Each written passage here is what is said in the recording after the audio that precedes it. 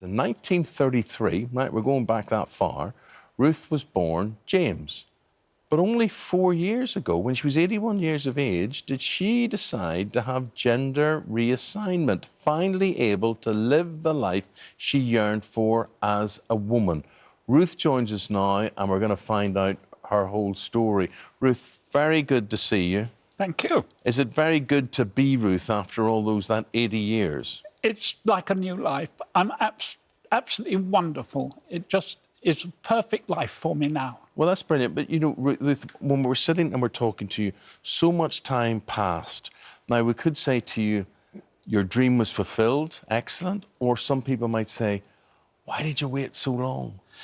Well, you have to live a life. And having lived a male life and family and jobs and all the various things like that, and living at a time when this sort of thing was not really accepted in the public eye, the time came when it was accepted. I was free to do it, and I was fit and well enough to do it, and I had no idea that I could do it. Fortunately, my doctor, because I was living the life as a woman, my doctor said to me, "Why don't you?" And she wrote off a letter and fixed it. But you know what? I think that's brilliant, Ruth. I really do. Because often you hear about older people and they're put to the bottom of lists because, well, they're old, you know, they'll not be around for too much longer, don't waste the budget on them, that sort of thing. But how encouraging for you that your doctor said, right, you're 81, whatever, still do it. Yes, I think it was very enlightened because I had never imagined that it was even worth asking. And I suddenly found that because it gave me, if you like, a new lease of life, I think I've got plenty of years yet to live. Well, I have to say you belie your years. Make it worthwhile to have done it. Yeah. And when you came round from that operation, Ruth, you seem very euphoric, you seem very happy, reading all about you, you live your life to the full. Did you feel that straight away? Absolute Did you feel euphoria, different? yes. It wouldn't have mattered if it had been all the pain in the world. It was absolute euphoria to wake up like that. Let's take you back. As Eamonn said, you were born in 1933. You said this was an era where these things weren't even discussed. Yeah. When do you remember feeling that you were in the wrong body? And I was age about 9 in the middle of the war when things were so strict anyway that you know, there was no way that sort of thing could be countenanced. Even in children, a tendency. You were a small boy that should be seen and not heard in short trousers. I mean, short trousers were de rigueur, if you like, until you were 14. If you were under 14, you didn't wear long trousers. So you did everything that was expected of you as a boy, and you started. Oh, yes. You had girlfriends. You eventually got married. You didn't feel you were a boy. Yeah, but I felt this strange urge.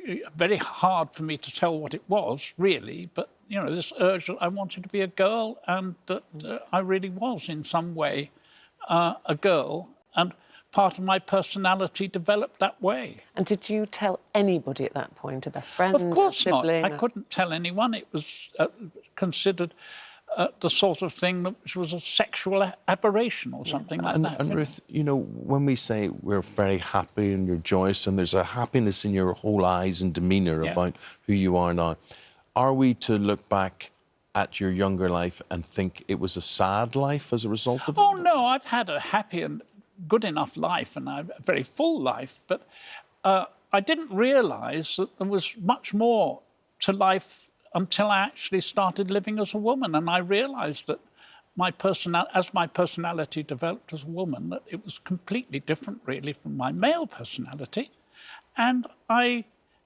realised that I could live a much better, fuller life with much greater, some sort of character within me came out. So you were fulfilled as a woman. You were married, you had 3 children. Yes. When you told your wife about this, what was the reaction? How have your family taken it? Well, it was a difficult time, as what anyone would imagine. But she was so forbearing and really was understanding enough to keep things going nicely and give me just that little bit of freedom that I could go out and visit friends and be Ruth and go out to dinner or something like that in an evening. And so she was very tolerant, and I'm very pleased that she was. And now that you are Ruth, and you know you're a senior citizen, could you say to other senior citizens who've gone through the same journey as you have, it's never too late? It's never too late, but you really do. It's not an easy thing to do. It's not as though you just sort of pop into hospital and come out a different person. You've got to really understand yourself well enough and clean up your life as best you can as a male or a female if you're changing the other way, and then totally embrace and meet all the challenges. There's lots of challenges that you have to meet, and you've got to actually bravely face those challenges and meet them, because if you don't, you're going to live a life that has little places where you can't go and little things you can't do. So you've really got to embrace the whole thing properly. Well done you. Well, you're certainly doing that, and thank you so much for talking about it today. It's really fascinating to hear your story and to see how happy you are having gone through all that. I hope Age UK can make other people happy that really feel restricted, and older people should get the freedom to do everything they want.